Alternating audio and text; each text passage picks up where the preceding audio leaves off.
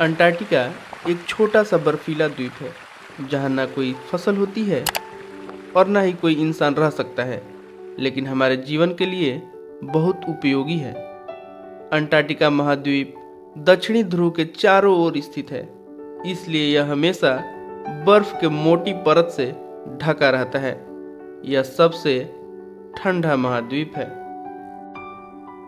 Antarctica महाद्वीप पर अस्थायी रूप से मानव नहीं रहते हैं, केवल कुछ वैज्ञानिक ही अनुसंधान के लिए यहाँ जाते हैं।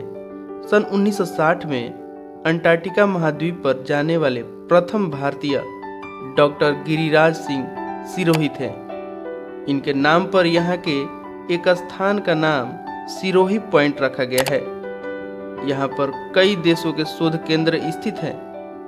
भारत ने भी मैत्री नामक स्थान पर एक शोध केंद्र स्थापित किया है।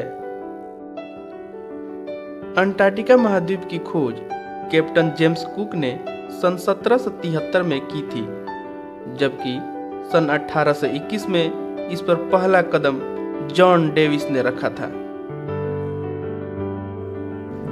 चलिए अब आपको अंटार्कटिका महाद्वीप की कुछ इंटरेस्टिंग बातें बताते हैं। अंटार्कटिका संसार के 7 महाद्वीपों में सबसे ठंडा है, जिसके कारण चारों ओर से जल के घिरा होना है। तूफान और बर्फ के पहाड़ यहाँ आम बात है। वनस्पति न के बराबर है, जिसके कारण वर्षा भी अल्प मात्रा में ही होती है। इसी वजह से अंटार्कटिका को ठंडा रेगिस्तान भी कहा जाता है। यहाँ पाए जाने वाले पेड़ पौधों में सील, नीमेटोड, टार्डिग्रेड, पीसू प्रमुख हैं। जिस तरह भारत आईएन, अमेरिका का यूएस और इंग्लैंड का यूके है, उसी तरह अंटार्कटिका का आधिकारिक डोमेन एक्यू है। एक समय था जब अंटार्कटिका पर 20 डिग्री से अधिक तापमान था। बदलती हुई प्राकृतिक परिस्थितियों के साथ यहाँ का तापमान शून्य हो गया तथा सारी वनस्पति समाप्त हो गई। वैज्ञानिकों ने पृथ्वी पर ओजोन परत में ब्लैक होल की घटना सबसे पहले यहीं पर देखी थी। आपको जानकर ताजुब होगा कि इस महाद्वीप पर 1962 से लेकर आज तक एक परमाणु संयंत्र भी चल रहा है, जिसका नाम एमसी मुरुडो स्टेशन है। अंटार्कटिका महाद्वीप का सबसे कम तापमान -89.2 डिग्री सेल्सियस दर्ज किया गया था। इसके दक्षिणी छोर पर एक एल बार भी है। इतनी अजीबोगरीब यहाँ की परिस्थितियां होने के उपरांत भी 1150 फुंगी की प्रजातियां यहाँ पाई जाती हैं।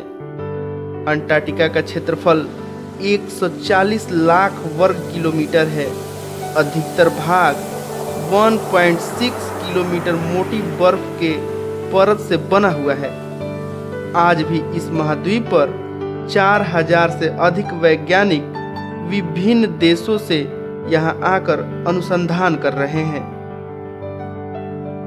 बता दें कि अंटार्कटिका महाद्वीप पर इंसानों की बस्तियां या तो है ही नहीं या फिर बहुत ही कम है, जिसका एक प्रमुख कारण है कि अभी तक किसी देश ने अंटार्कटिका महाद्वीप पर अपना दावा नहीं किया है। हालांकि कुछ विद्वानों के अनुसार यह स्थिति आगे भी बनी रहेगी, इसकी कोई भी गारंटी नहीं है, क्योंकि हो सकता है कि जैसे जैसे इंसानों की आबादी बढ़ेगी और उनके रहने के लिए जमीनें कम पड़ेंगी, वैसे वैसे किसी देश के लोग अंटार्कटिका पर अपना दावा करेंगे। इसके अलावा अगर किसी भी प्रकार से अंटार्कटिका महाद्वीप पर किसी भी देश को यह जानकारी प्राप्त हो जाती है कि वहां पर पेट्रोलियम, सोना जैसे खनिज पदार्थों की खान है, तो निश्चित ही इस एरिया पर कब्जा करने के लिए विभिन्न देशों के बीच होड़ मच जाएगी। ऐसे में अधिक समय तक यह महाद्वीप किसी भी देश के अधिकार क्षेत्र से फ्री नहीं रह पाएगा।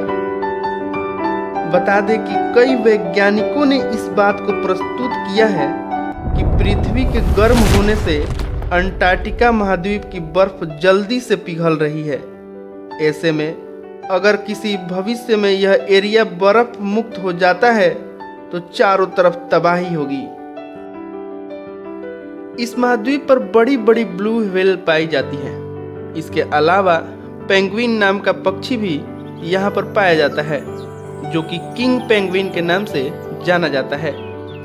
यह पक्षी सामान्य पेंगुइन पक्षी से थोड़े से बड़े आकार के होते हैं। इसके साथ ही बता दें कि जितनी भी मछलियाँ प्राप्त होती हैं उनमें से तकरीबन 11 प्रकार की प्रजातियों की मछलियाँ यहाँ पर मिलती हैं। हालांकि अंटार्कटिक महासागर के भीतर धाराएं कमजोर पड़ रही हैं। इसका कारण है अंटार्कटिका की बर्फ का पिघलना। वैज्ञानिक अनुमान लगा रहे हैं कि साल 2050 तक इनका बहाव 40% तक कम हो जाएगा। इसका प्रभाव ये होगा कि दुनिया के सारे समुद्रों का प्रवाह कमजोर पड़ जाएगा और उनमें ऑक्सीजन की भी कमी होने लगेगी, यानी समुद्र एक तरह का गहरा दलदल बन जाएगा। इसका असर इंसानों पर तो होगा ही, समुद्री जीवों पर भी पड़ेगा। दक्षिणी ध्रुवीय महासागर, जिसे अंटार्कटिका महासागर भी कहते हैं, उसे लेकर कई चिंता जताई जा रही है। ग्लोबल वार्मिंग के कारण वहाँ की बर्फ तेजी से पिघल रही है। ये बात कई बार की जा चुकी है, लेकिन अब जो चेतावनी आ रही है वो डरा देने वाली है। बर्फ इतनी तेजी से पिघल रही है कि इससे महासागर के भीतर स्लो डाउन के हालात बन रहे हैं। समुद्र के भीतर का बहाव हल्का पड़ता जा रहा है। इससे दुनिया के पानी के स्रोतों में ऑक्सीजन की कमी होने लगेगी।